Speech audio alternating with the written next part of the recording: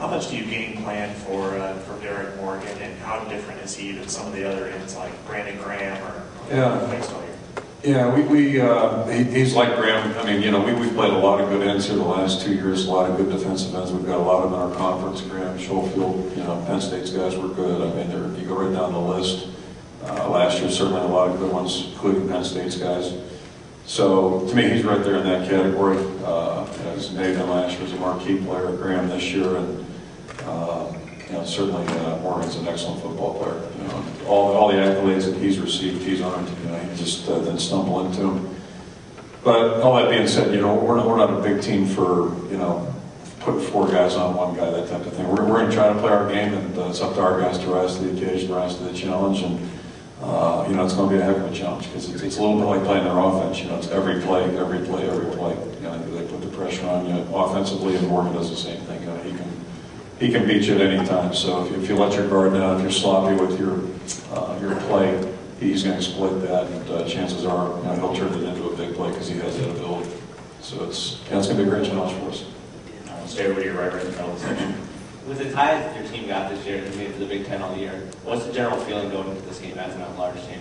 I'm sorry, the what? Just the general feeling of the team where you guys... First part of the question, I'm sorry. You guys did so well, you're undefeated, you did it all season, so what's the general feeling this week?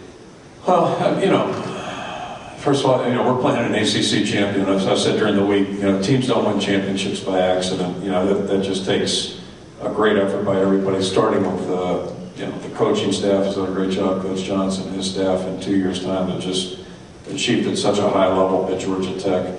And the credit goes to the players. They're the ones who execute the plan, and they do it in a great way. They've done it in critical situations, and including the championship game. And we came up short for our league title. We were after it and came up a little short. But still, you don't stumble your way into a game like this. Our team really played well during the year. We played well in defeat. We lost 2 ball games by 10 points. And over the last 2 years, we haven't lost by a wide margin. I mean, we've been competitive in every game we've been in. So, and we've got a good football team. We come in here confident, but very respectful. Very respectful. We know we've got a great challenge in our hands. We know we're the underdogs, and there's a reason for that. So, I think we realize we have to play our best football. And that's, if you're playing in January, you're playing in a BCS game.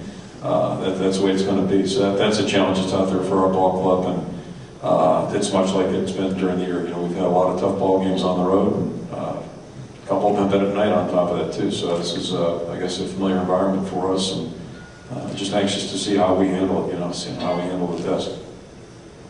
All the way to your left in the front row.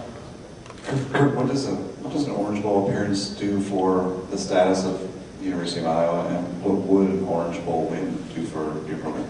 I'll tell you, a win anywhere is good. And I've learned that, and a loss anywhere is painful, and it's about as simple as that. It doesn't matter if you're in 3rd grade or college, it just kind of boils down to that a lot of the time. But all the things that have happened this year have been good for our school, I think, and our program, and our state, and certainly to be in an environment like this, first of all, and I'll just take a minute to plug the Orange Bowl people, everybody involved in the committee. This has been such a great experience for our team. We've had nothing but great bowl experiences. I can't imagine we've ever had a better one than this. So hopefully we can finish the trip out here in a good fashion. But it's all been good. We're the only game on TV tomorrow night. And I know Fox will do a tremendous job covering the game, but it's our job to show up and play too. That's what we got to do. But to me, it's all about it's like this in everything you do. It's all about the effort we put in. It's how we perform, and losing's part of football. If you're a coach or a player, you better learn that's part of the deal.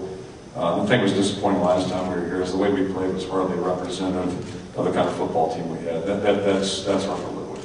But everybody playing the bowl games is good. So half the teams are going to win, half are going to lose.